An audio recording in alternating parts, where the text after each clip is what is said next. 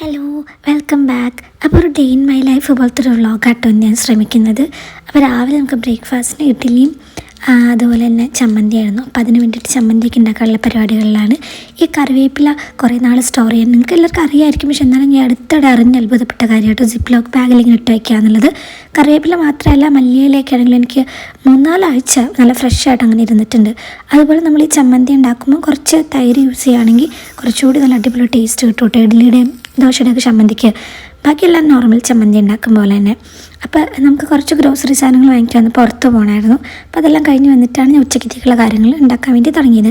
അതിന് മുന്നേ വൈകുന്നേരത്തേക്ക് ഒരു സ്നാക്ക് ഉണ്ടാക്കി വെച്ചേക്കാം, എന്നിട്ട് ബാക്കി ഉച്ചക്കത്തെ പരിപാടിയിലേക്ക് കിടക്കാം, അന്നേരം അത് ചൂടാക്കിയാൽ മതിയല്ലോ എന്ന് വിചാരിച്ചിട്ട് ഞാനിങ്ങനെ ഒരു ഫില്ലിങ് ഉണ്ടാക്കി ജസ്റ്റ് എയർ ഫ്രയറിലൊന്ന് ഫ്രൈ ചെയ്തെടുത്തു. വലിയ അടിപൊളിയൊന്നും നടന്നില്ല, എന്നാലും എനിക്കിഷ്ടപ്പെട്ടു. നമ്മൾ തന്നെ അപ്രീഷിയേറ്റ് ചെയ്യണമല്ലോ. പിന്നെ ഉച്ചക്കത്തെ ക്യാരറ്റ് മെഴുക്കുവരട്ടി പോലെ ഉണ്ടാക്കി ചോറുണ്ടാക്കാനുള്ള പരിപാടികളാണ്. അപ്പോൾ നാട്ടിൽ നിന്ന് നമ്മൾ അരി കൊണ്ടുവന്നിരുന്നു. ഞാൻ അതിലാണ് മറ്റേ പൊട്ടിച്ച് പപ്പടം ഇട്ട് വെച്ചേക്കണത്. അത് അന്നേരം ഡ്രൈ ഔട്ടായി പോകില്ല. രസം ഉണ്ടാക്കാനുള്ള പരിപാടികളാട്ടോ, എളുപ്പത്തിലുണ്ടാക്കാം. അതിൻ്റെ റെസിപ്പി ഞാൻ ഇടാട്ടോ, ആർക്കും ബിഗിനേഴ്സിന് വരെ ഉണ്ടാക്കാം. പിന്നെ അതിനിടയിൽ തന്നെ ചോറ് വാങ്ങി വെച്ചതിന് ശേഷം രസം തിളച്ചുകൊണ്ടിരിക്കുന്ന നേരത്തിനുള്ളിൽ ക്ലീൻ ചെയ്യാമെന്ന് വിചാരിച്ചു. ഇല്ലാന്നുണ്ടെങ്കിൽ ഞാൻ ഇങ്ങനെ തന്നെ ഇട്ടിട്ട് പോകും.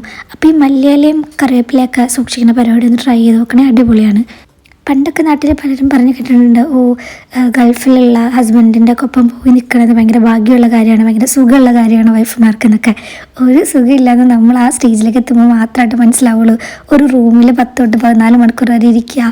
പുറത്തേക്ക് ഇറങ്ങിയാൽ നമ്മളിപ്പോൾ നാട്ടിലുള്ള വൈഫുമാരാണെങ്കിൽ ഒന്ന് വീട്ടിൽ പോയിട്ട് വരാം അങ്ങനെയൊക്കെ വിചാരിക്കുക. ഇത് മാസങ്ങളോളം ഇങ്ങനെ തന്നെ കഴിയുക. ചിലപ്പോൾ ചിലരൊരു വർഷമൊക്കെ കഴിഞ്ഞിട്ടാണ് ഫാമിലീനെ ഒന്ന് കാണുക.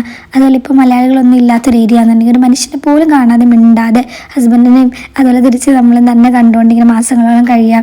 പക്ഷേ ഇങ്ങനെ പോയി നിൽക്കാൻ പോലും പറ്റാതെ ഹസ്ബൻഡ് ഇല്ലാതെ നാട്ടിൽ നിൽക്കുന്ന സിറ്റുവേഷൻ ഇതിലും ബുദ്ധിമുട്ടാട്ടോ. നമുക്ക് നമ്മൾ ഹസ്ബൻഡിൻ്റെ വീട്ടിലാണ് നിൽക്കണമെന്നുണ്ടെങ്കിൽ ഒരു ആവശ്യത്തിന് പോലും നമുക്ക് വേണ്ട ആളടുത്തില്ലാതെ വരുമ്പോൾ, അതുപോലെ എപ്പോഴും നമ്മൾ സപ്പോർട്ട് ചെയ്യാൻ പോലും ആരുമില്ല എന്നൊക്കെയുള്ള രീതിയിൽ ഒറ്റയ്ക്ക് ബ്ലൗസിൻ്റെ അടുത്ത് നിൽക്കുമ്പോഴുള്ള ബുദ്ധിമുട്ടൊക്കെ വെച്ച് നോക്കുമ്പോൾ ജസാക്കല്ല ഇത് ഭയങ്കര ഹൈറാണ്. അതുപോലെ നമുക്ക് അറ്റ്ലീസ്റ്റ് ആൾക്ക് വേണ്ടിയിട്ട് ഫുഡൊക്കെ ഉണ്ടാക്കണതിൻ്റെ സന്തോഷം അങ്ങനത്തെ കാര്യങ്ങളൊക്കെ ഉണ്ടല്ലോ.